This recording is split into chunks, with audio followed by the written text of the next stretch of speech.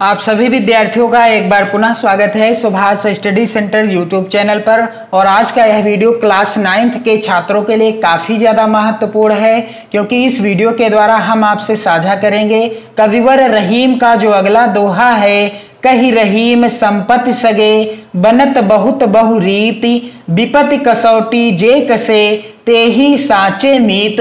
इसका हम आपको संदर्भ, प्रसंग, व्याख्या और काव्यगत सौंदर्य लिखने का तरीका बताएंगे, क्योंकि जो पद्यांश से रिलेटेड आपकी परीक्षा में प्रश्न पूछा जाता है वह कुछ इस प्रकार से पूछा जाता है और इतने नंबर का पूछा जा सकता है। प्रश्न संख्या 3 के अंतर्गत पूछा गया है, निम्नलिखित पद्यांश की संदर्भ सहित व्याख्या कीजिए तथा उसका काव्य सौंदर्य भी लिखिए। यहाँ पर 2 पद्यांश दिए हैं, आपको किसी एक का संदर्भ लिखना है, व्याख्या करनी है और उसका काव्यगत सौंदर्य भी लिखना है, तो आपको अच्छे नंबर मिल जाते हैं। तो यहाँ पर 2 पद्यांश दिए गए हैं। जब मैं था तब हरि नहीं, अब हरि है मैं नाही, सब अंधियारा मिट गया जब दीपक देखा माही। कबीर कहा गर्वियो ऊंचे देखी आवास, काली पर्यों भैलो टड़ा ऊपर जामे घास।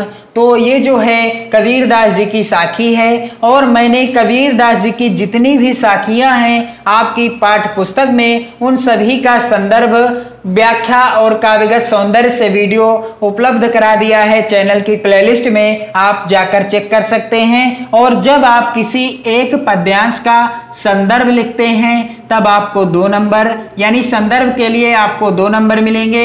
व्याख्या जब आप करेंगे तब आपको 4 नंबर, और जब आप काव्यगत सौंदर्य लिखते हैं तब आपको 2 नंबर, और कुल आपको यहाँ से 8 नंबर मिलते हैं जब आप किसी पद्यांश का संदर्भ, व्याख्या और उसका काव्यगत सौंदर्य लिखते हैं। और ध्यान रखिए कि आपका संदर्भ सही होना चाहिए, अन्यथा व्याख्या और काव्यगत सौंदर्य तो ऐसे ही गलत माना जाएगा। सबसे पहले आपको पद्यांश के अर्थात दोहे के प्रथम के 2 शब्दों को इस तरह से लिख लेना है ब्लैक पेन से, और अंतिम के शब्दों को इस तरह से लिख लेना है ब्लैक पेन से। इसके बाद आप ब्लैक पेन से हेडिंग डालेंगे संदर्भ, और क्या हो जाएगा इसका संदर्भ, प्रस्तुत दोहा हमारी पाठ्य पुस्तक हिंदी काव्य में संकलित। प्रस्तुत दोहा हमारी पाठ्य पुस्तक हिंदी काव्य में संकलित रहीम द्वारा रचित दोहा शीर्षक पाठ से अवतरित है। प्रस्तुत जो दोहा है हमारी पाठ्य पुस्तक हिंदी काव्य में संकलित एवं रहीम द्वारा रचित दोहा शीर्षक पाठ से अवतरित है। और संदर्भ लिखते समय आप ध्यान देंगे कि प्रस्तुत दोहा हमारी पाठ्य पुस्तक हिंदी काव्य आपको ब्लैक पेन से लिखना है, में संकलित एवं रहीम रचयिता अथवा कवि का नाम आपको ब्लैक पेन से लिखना है, द्वारा रचित दोहा शीर्षक पाठ से अवतरित है, और पाठ अथवा शीर्षक का नाम भी आपको ब्लैक पेन से ही लिखना है। और जब आप संदर्भ लिखने का सही तरीका इस्तेमाल करेंगे अथवा जब आप इसी तरह से इस दोहे का या रहीम के कोई भी दोहा आपसे पूछा जाए बोर्ड परीक्षा में, उसका संदर्भ इसी तरह से लिखेंगे, आपके 2 नंबर पक्के हो जाना है। संदर्भ लिखने का बिल्कुल सही तरीका है, मैंने आपको बता दिया।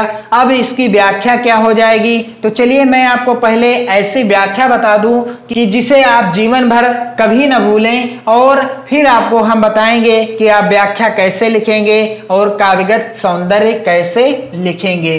कही रहीम संपत्ति सगे बनत बहुत बहुरीति विपत्ति कसौटी जे कसे ते ही साचे मीत। रहीम कहते हैं कि धन संपत्ति आने पर मनुष्य के बहुत से मित्र बन जाते हैं। कही रहीम संपत्ति सगे बनत बहुत बहुरीत। रहीम क्या कहते हैं कि जब मनुष्य के पास बहुत सारा संपत्ति हो जाता है, यानी बहुत सारी दौलत हो जाती है, तो उसके बहुत सारे मित्र बनने लगते हैं। कही रहीम संपत्ति सगे। जब आपके पास संपत्ति अथवा धन दौलत हो जाएगी तो आपको मिलने वाले बहुत सारे मित्र मिल जाएंगे, आपके नातेदार भी बढ़ जाएंगे, आपके रिश्तेदार भी बढ़ जाएंगे। और यह सच भी है, जब आपके पास पैसा होगा तब आपके पास मित्र भी होंगे और रिश्तेदार भी होंगे। और यदि आपके पास पैसा नहीं है, आप गरीब हैं, तो ना आपके अच्छे रिश्तेदार होंगे और ना ही आपके अच्छे मित्र होंगे। क्योंकि रहीमदास जी कहते हैं, विपत्ति कसौटी जे कसे ते ही साचे मीत। विपत्ति कसौटी जे कसे ते ही साचे मीत, यानी जो विपत्ति की कसौटी पर खरे उतरते हैं, अर्थात जो विपत्ति आ जाने पर हमारा साथ देते हैं, चाहे वो रिश्तेदार हो, चाहे वो हमारे मित्र हो, वो ही हमारे सच्चे हमदर्द हैं, सच्चे साथी हैं। कही रहीम संपत्ति सगे बनत बहुत बहुरीत, विपत्ति कसौटी जे कसे ते ही साचे मीत। कविवर रहीम कहते हैं कि धन संपत्ति आने पर आपके बहुत से मित्र बन जाते हैं, परंतु सच्चे मित्र उन्हें कहा जाता है या सच्चा साथी उन्हें कहा जाता है जो हमारी विपत्ति के समय हमारा साथ दें, हमारी कसौटी पर खरे उतरें और हमें विपत्ति से छुटकारा दिलाने का प्रयास करें। तो इसकी व्याख्या आप कैसे लिखेंगे? कही रहीम संपत्ति सगे बनत बहुत बहुरीति, विपत्ति कसौटी जे कसे ते ही साचे मीत। कविवर रहीम कहते हैं कि धन संपत्ति आने पर मनुष्य के बहुत से मित्र बन जाते हैं, परंतु सच्चे मित्र तो वही होते हैं जो विपत्ति की कसौटी पर भी खरे उतरते हैं। अर्थात रहीम जी कहते हैं कि तात्पर्य यह है कि धन संपत्ति होने पर अपना हित सिद्ध करने के लिए अनेक लोग मित्र बन जाते हैं। यदि आपके पास धन होगा, संपत्ति होगी, तो आपको मित्रों की कमी नहीं होगी। अर्थात अपना मतलब निकालने के लिए आपके अनेक मित्र बन जाएंगे, यानी अनेक लोग आपके मित्र बन जाएंगे और वह कहेंगे कि हमसे बढ़कर आपका सच्चा मित्र कोई नहीं है। जब आपके पास क्या होगी? संपत्ति होगी, यानी धन होगा। परंतु सच्चा मित्र किसे कहा जाता है? कविवर रहीम कहते हैं कि सच्चा मित्र तो वह होता है जो विपत्ति में भी अपने मित्र का साथ नहीं छोड़ता है। सच्चा मित्र उसे कहा जाता है कि जो विपत्ति में अपने मित्र का साथ नहीं छोड़ता है, वही क्या कहलाता है? सच्चा मित्र कहलाता है।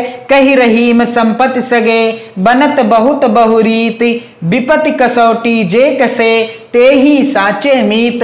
और यह 100% सत्य बात भी है कि जब आपके पास धन दौलत होगा तब आपके अनेक मित्र होंगे, परंतु सच्चा मित्र वही होगा जो आपकी विपत्ति में आपके साथ खड़ा रहे, आपकी विपत्ति का निराकरण करने का हर संभव प्रयास करता रहे। वही सच्चा मित्र है, चाहे आप अमीर हो, चाहे आप गरीब हो। तो इसका जो है काव्यगत सौंदर्य कैसे लिखा जाएगा? तो सबसे पहले आपको हेडिंग डालना होता है काव्यगत सौंदर्य, और पहला बिंदु सच्चे मित्र की पहचान बताई गई है। इस दोहे के द्वारा कविवर रहीम ने सच्चे मित्र की पहचान बताई है कि सच्चा मित्र वही है जो विपत्ति के समय हमारा साथ दे सके, हमारे साथ खड़ा रहे, हमारी विपत्ति का निराकरण करता रहे, वही हमारा सच्चा मित्र है। और वह मित्र हमारे सच्चे मित्र नहीं हैं जो हमारी धन संपत्ति को देखकर हमसे मित्रता करते हैं अपना मतलब निकालने के लिए। दूसरा बिंदु है भाषा। तो रहीम के जितने भी दोहे हैं आपकी पाठ्य पुस्तक में, उन सभी की भाषा ब्रज भाषा है। और अगला बिंदु है रस।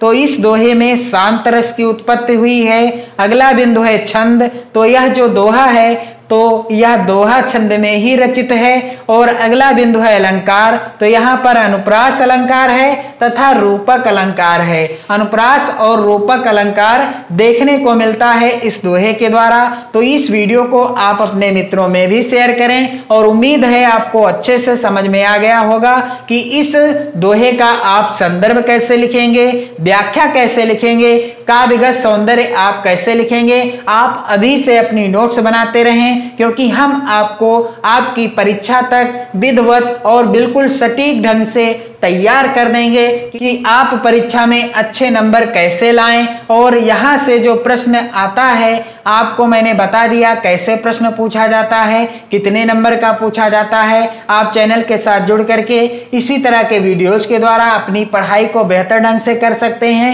पढ़ते रहिए, मस्त रहिए। जय हिंद।